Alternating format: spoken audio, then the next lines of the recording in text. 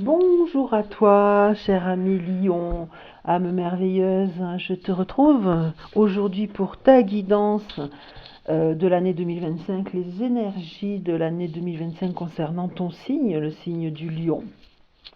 Mais pas seulement, également si tu es ascendant ou descendant du signe du Lion.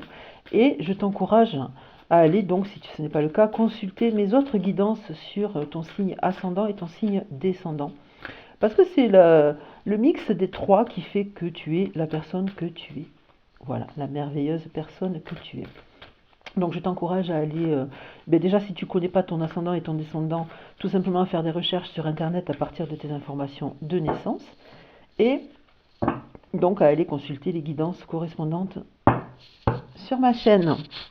On va y aller donc pour le signe du Lion, avec cette fois-ci 12 cartes que je vais disposer en cercle sur ce magnifique, regarde comme il est beau, ce magnifique tapis de tarot qu'une amie et cliente m'a offert. Je suis très gâtée, je suis ravie.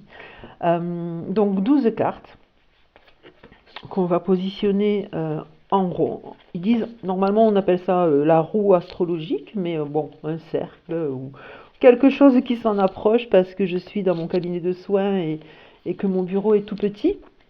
Même si j'adore être dans mon cabinet de soins, mais j'avoue que le bureau est un peu petit et du coup, pour quelque chose d'aussi détaillé que la guidance de l'année, c'est peut-être pas assez. Mais j'arrive quand même à les placer et même si tu ne les vois pas en entier, écoute, de toute façon, je te les montrerai devant la caméra et tu commences à les connaître, non?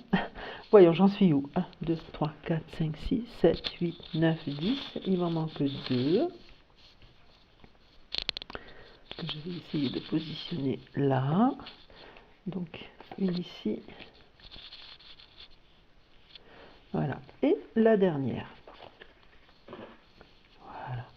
Et on va aller voir, bien sûr, qu'est-ce qu'on a en dos de deck. Le passage, la confiance en soi, la santé et le doute. Allez, on va aller explorer tout ça. Je tirerai tout à l'heure une carte supplémentaire sur Béline et je te proposerai une petite carte d'oracle comme je fais sur toutes mes guidances. Maintenant, tu as l'habitude. Donc la première, c'est celle qui parle du consultant, donc de toi et des intentions que tu poses pour cette année. Donc qu'est-ce qu'on a au niveau de tes intentions pour 2025? On retrouve la carte de l'abandon. Une carte qui, comme ça, peut avoir effectivement une connotation un peu négative. Je la vois plus comme...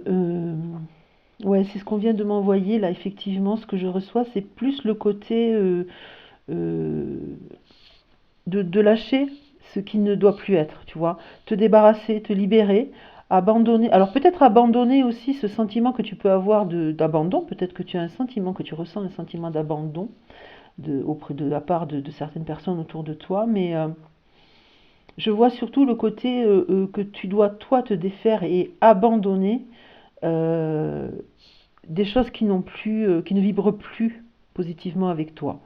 C'est plus ainsi que j'interprète cette carte, que j'ai envie et que je reçois en tout cas l'interprétation de cette carte. Le côté vraiment de te libérer de ce qui matche plus avec toi, quoi, en fait. Hein. Voilà.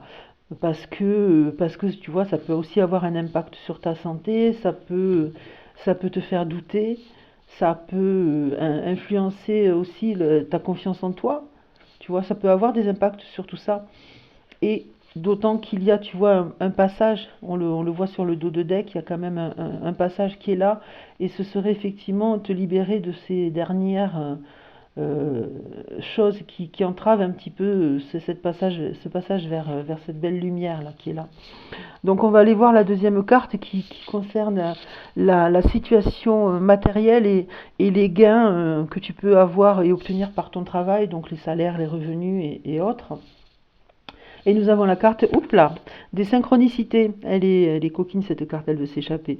Donc la carte des synchronicités. Donc du coup, c'est tout simplement l'idée de l'idée de être attentif aux différents signes qui peuvent être envoyés pour que tu saches repérer voilà, le meilleur moyen d'arriver à ce que tu veux en termes de gains, en termes de revenus, en termes peut-être de salaire, que tu arrives à suffisamment à ouvrir les yeux et ouvrir ton cœur et ton esprit pour savoir exactement comment, comment obtenir le meilleur salaire possible. Je ne sais pas, c'est très bizarre ce que je suis en train de te dire, j'ai un peu de mal à formuler ce que je reçois là, le côté, ce qu'on essaye de m'envoyer, mais c'est ça en fait, c'est que tu n'es pas seul et que régulièrement on reçoit tous des messages du monde subtil, hein, voilà, de tes anges, de ton ange, de tes guides et autres. Et ils sont là aussi pour, à travers ces signes, te montrer le chemin pour obtenir peut-être un meilleur confort, une meilleure aisance matérielle. Voilà, c'est comme ça que je vais le dire parce que j'arrive pas à le formuler mieux, mais j'espère que je suis assez claire pour toi. La maison 3, donc c'est tout ce qui va concerner la fratrie, donc tes frères, tes sœurs si tu en as, ou tout simplement les amis aussi très proches qu'on peut considérer comme des frères, des sœurs dans sa vie, quoi, qui sont là pour jouer un peu ce rôle aussi. Et on retrouve la carte du Styx, cette carte qui symbolise, tu sais, ce bateau, là, cette barque qui fait le lien entre les deux mondes dans la mythologie grecque, un petit peu la barque qui amène du monde des vivants vers le monde des morts. Et là, on voit clairement que la barque se dirige vers une sorte de canyon qui se rétrécit de plus en plus et à un moment donné, ça ne passera plus, il faudra faire demi-tour. Et je pense que ce que ça veut nous dire, c'est que au sein de ta fratrie, de cœur ou de sang, eh bien, il y a quelque chose qui coince, il y a quelque chose qui arrive à son terme.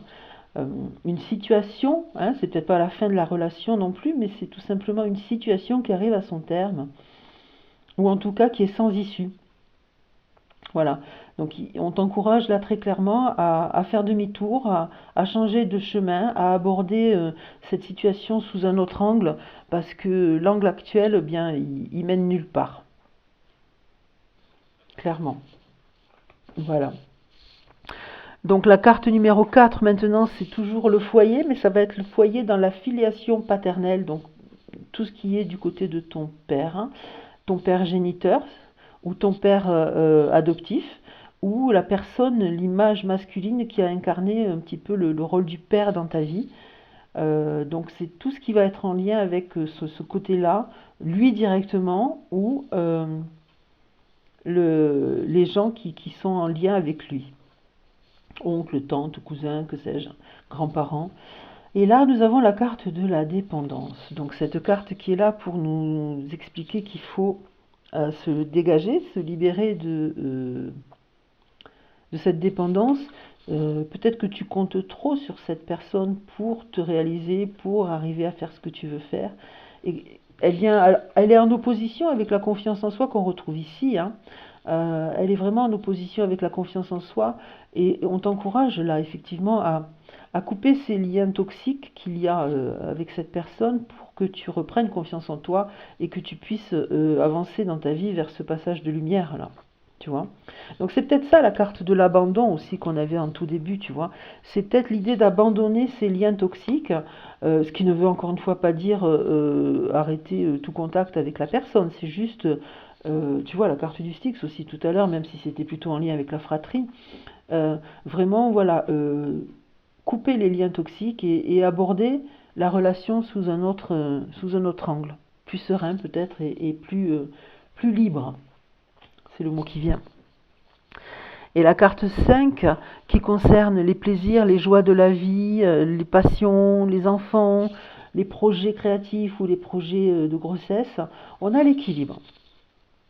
Très belle carte aussi, qui là vient, tu vois, s'inscrire vraiment dans l'idée de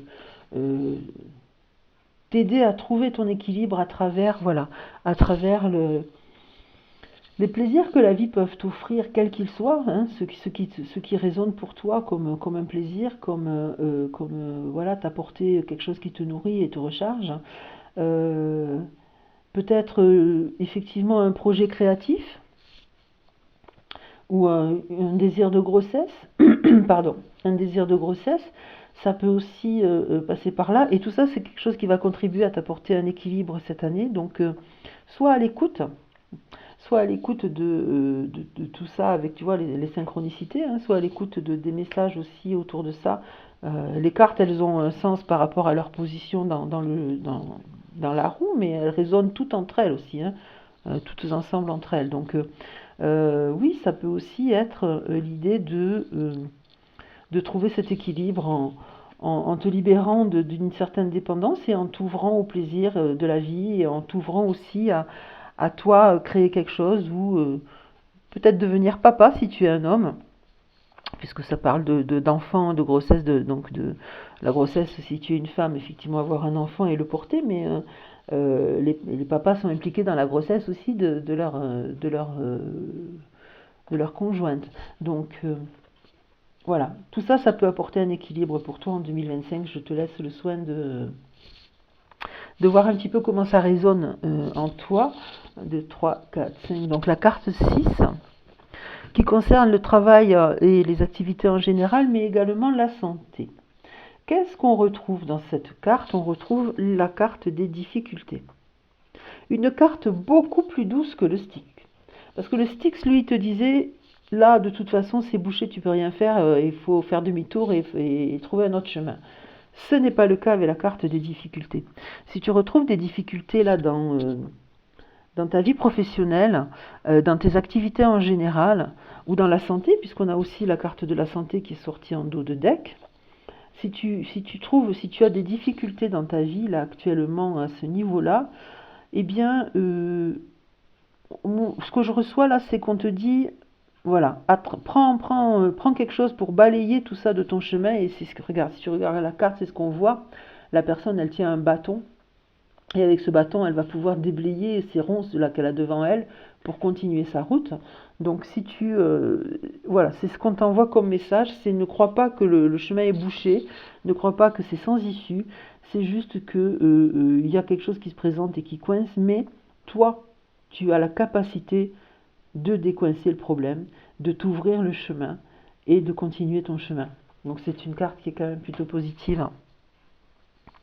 La carte 7, c'est la carte qui concerne tout ce qui est ta vie extérieure, voilà, en dehors de toi. Il y a ta vie intérieure et il y a, avec les intentions que tu voulais poser, qu'on a vu au début. Et là, c'est ce qui gravite en toi, la vie extérieure. Et tout ce qui va être association, donc ça peut être association professionnelle, ça peut être aussi le mariage, puisqu'on avait aussi tout à l'heure peut-être le désir de grossesse pour certains ou certaines parmi nous, à millions. Et là, on a la carte de dépasser ses peurs. Dépasser ses peurs, ça peut être aussi en lien avec le fait, tu vois, par rapport à l'équilibre et l'idée d'aller vers les plaisirs de la vie. Peut-être que certains parmi nous craignent ou ne se sentent pas prêts ou pas suffisamment confiants en eux ou en elles pour s'ouvrir au monde et aller chercher effectivement des choses qui peuvent nourrir et apporter du plaisir. Et bien là, on t'encourage fortement à le faire. Si tu regardes bien cette carte, oui, c'est sûr, il y a des choses en bas là qui sont pas sympas, hyper pointues, et il y a un risque de chute. Mais si tu regardes bien, en fait, tu vois que cette espèce de gouffre là, eh bien, il est assez simple à franchir en un seul pas, peut-être un peu plus large que les autres. Le gouffre est franchi, pas besoin de faire de gros efforts finalement pour dépasser ses peurs. La peur, elle est là pour... C'est un réflexe de protection en fait, hein. C'est un mécanisme de protection qui est utile à la vie, bien sûr, hein. Mais quand on a trop peur, eh bien, on va se laisser enliser, on va se laisser enfermer et on ne va plus oser rien faire.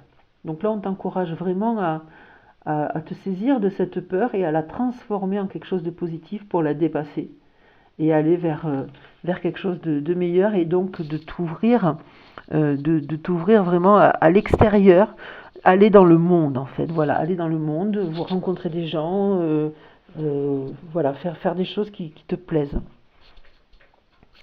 J'en suis à la carte 5, 6, 7, 8. avec les transformations profondes, les capitaux aussi, tout ce qui va être héritage et tout ce qui concerne la sexualité. On a l'énergie, yang, l'énergie masculine. Donc une énergie de vie, une énergie de dynamisme, et ça résonne aussi avec, tu vois, cette idée de dépasser ses peurs, cette idée aussi de confiance en soi, de retrouver la confiance en soi peut-être, de balayer les doutes. Dans le dos de deck, on avait aussi ça, d'aller vers ce passage lumineux. Ça peut être tout simplement aussi que tu es un homme en train de m'écouter, et donc ça te représenterait à toi. Et comme ça concerne aussi donc ça concerne la transformation profonde, ça veut dire qu'il faut que tu te saisisses un petit peu de ce dynamisme et de cette énergie de vie qui est là pour justement apporter en toi la transformation nécessaire à ton épanouissement. Mais aussi, ça concerne effectivement donc la sexualité. Donc la sexualité, c'est quelque chose de dynamique, hein, on est d'accord, c'est pas quelque chose de passif. En tout cas, je te souhaite vraiment que ce soit pas passif pour toi. Et c'est quand même aussi, et c'est la carte, tu vois, de la vie vraiment dynamique. La sexualité, c'est vraiment essentiel à une vie épanouie, à une vie équilibrée. On avait la carte de l'équilibre, hein, à une vie équilibrée, à une vie épanouissante. Donc là, clairement, l'énergie yang, elle est là pour t'encourager à t'épanouir à travers ta sexualité, à t'épanouir, à t'autoriser les plaisirs, à t'autoriser à ressentir tout ce que ça peut t'apporter de plaisir et de positif dans la vie, et te nourrir aussi de cette sexualité pour trouver le dynamisme nécessaire pour aller vers ce qui est bon pour toi et ce qui peut te nourrir positivement aussi, quoi. Voilà. Donc la carte 9, je vais y arriver. La carte 9 qui concerne les études, les voyages et tout ce qui touche à la spiritualité. Et là, on a la bienveillance. Magnifique carte parmi toutes celles que je préfère. J'adore cet oracle de toute manière, mais c'est une de mes préférées. La bienveillance, donc là, qui est là pour te dire effectivement que tout ce que tu dois faire en fait dans ta vie, que ce soit des projets ou que ce soit centré sur toi pour ton éveil spirituel ou autre, il faut toujours garder en toi la bienveillance. Si tu décides de couper des liens toxiques, si tu décides de faire demi-tour parce qu'une situation et une relation est fermée, si tu décides de penser à toi en fait, hein, voilà, de penser à toi, dis-toi que tu as le droit déjà de penser à toi, c'est essentiel de penser à soi, mais il faut toujours le faire avec beaucoup de bienveillance dans le cœur et d'amour, je rajoute aussi l'amour, parce que quand on pense beaucoup à soi, c'est essentiel, mais il ne faut pas le faire de manière égoïste bien sûr. L'égoïsme centré sur soi, il peut être positif quand il n'est pas excessif, hein, voilà. Il faut aussi avoir une part d'égoïsme pour se réaliser, et c'est à travers la bienveillance envers soi qu'on va le réaliser. Et trop d'égoïsme, bien sûr, ce n'est pas bon. Mais justement, envoyer de la bienveillance aux autres autour de soi, ça permet de ne pas être trop dans l'égoïsme aussi. Et ça permet donc de trouver le juste équilibre, une fois de plus, hein, le juste équilibre entre ce qui est bon pour toi et ce qui est bon pour les autres. Donc on va aller maintenant chercher la carte numéro 10, qui est la situation sociale et la famille, mais cette fois-ci dans la filiation maternelle. Donc tout à l'heure on avait le père et là on a la mère, donc la mère génitrice, la mère adoptive ou la personne qui a représenté pour toi la mère, ou toi-même si tu es une maman. Et tout à l'heure c'était le cas aussi, c'était pour toi aussi si tu es un papa. Pardon. Donc là on a la carte du pardon, on a la carte du pardon qui est là pour te dire de ne pas garder de rancune en fait. Là c'est ce que je reçois.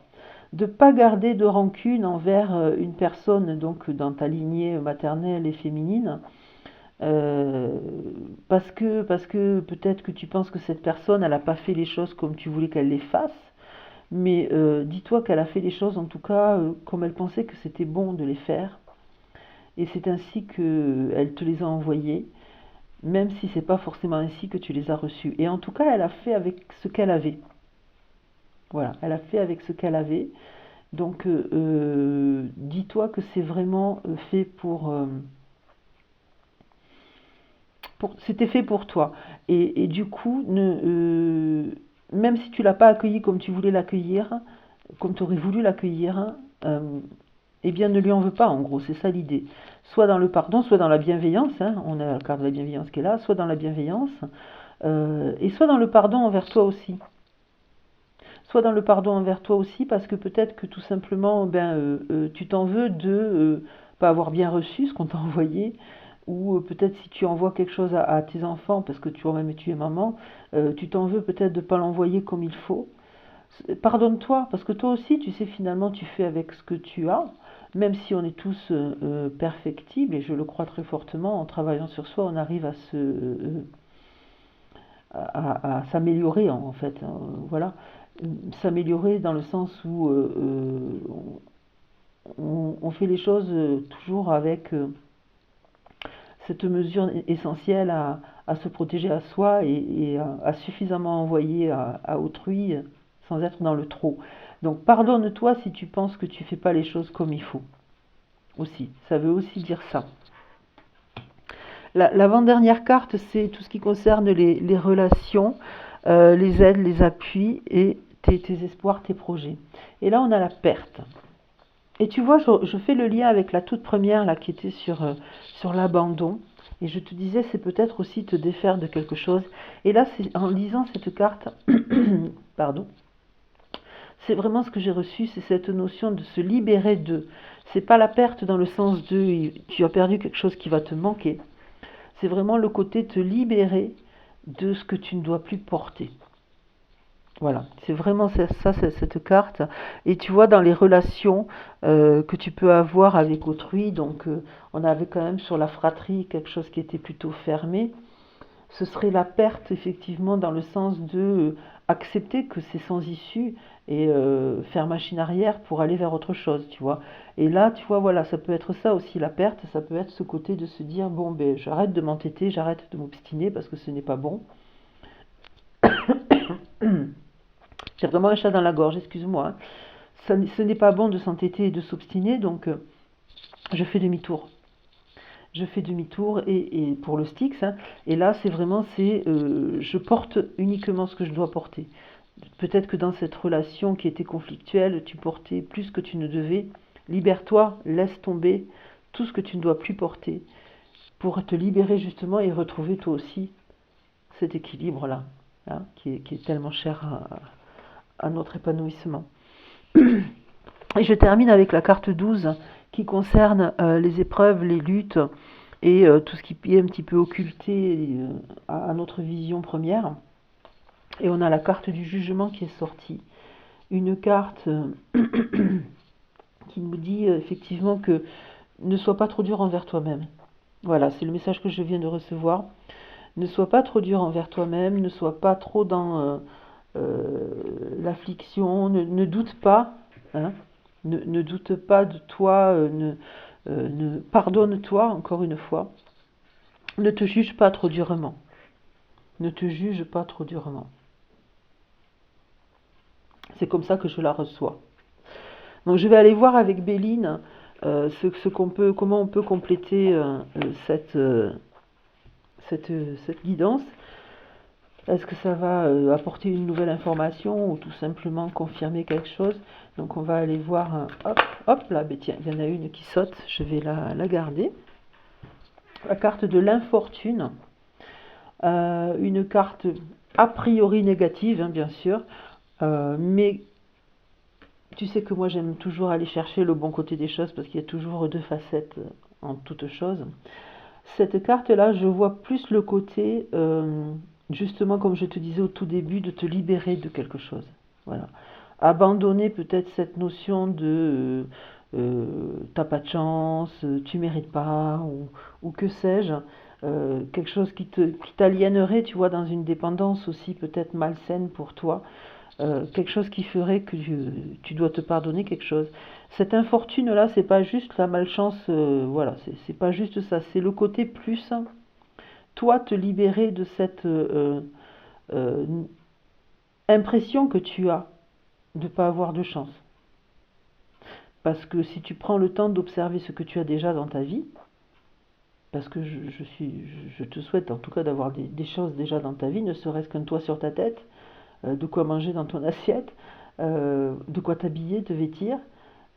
Voilà, déjà ça c'est une chance, une grande chance de nos jours, hein. Tout le monde n'a pas ça. Donc tu n'es pas dans l'infortune, tu es juste dans une habitude de vie dont tu dois te défaire, vraiment, qui te laisse penser que tu n'as pas de chance. Et ce n'est pas le cas. Parce que, voilà, tu le sais très bien, hein, ce qu'on vibre, on l'envoie dans l'univers et c'est ce qui nous revient. Donc plus tu vas vibrer ce côté j'ai pas de chance, plus tu vas recevoir que tu n'as pas de chance. Donc mets un terme à ça vraiment, pour aller vers ce passage lumineux qui est là et qui n'attend que toi. Mets un terme à ce sentiment peut-être de pas de chance, parce que il n'est pas vrai. Je termine avec un petit message de l'oracle vibratoire, le joli petit oracle tout blanc et plein de douceur. Je prends une carte au milieu au hasard et je vais aller te lire son message. Toutes mes rencontres sont divinement orchestrées. Chaque personne qui vient à moi m'est envoyée par l'univers pour mon bien le plus élevé. Et les mots-clés de ton année sont amour, connexion, relation. Voilà. Donc, tout ce que tu feras cette année en lien avec les relations que tu as, mets-y de l'amour, mets-y de la bienveillance pour te connecter justement à cette énergie positive pour en recevoir en retour. Voilà, cher ami Lion, je mets un terme à cette guidance. J'espère qu'elle aura résonné pour toi. N'hésite pas à aller consulter donc tes guidances ascendantes et descendantes pour faire les liens nécessaires et avoir un mix plus complet pour ton année 2025 que je te souhaite et merveilleuse. Ciao, ciao, ciao.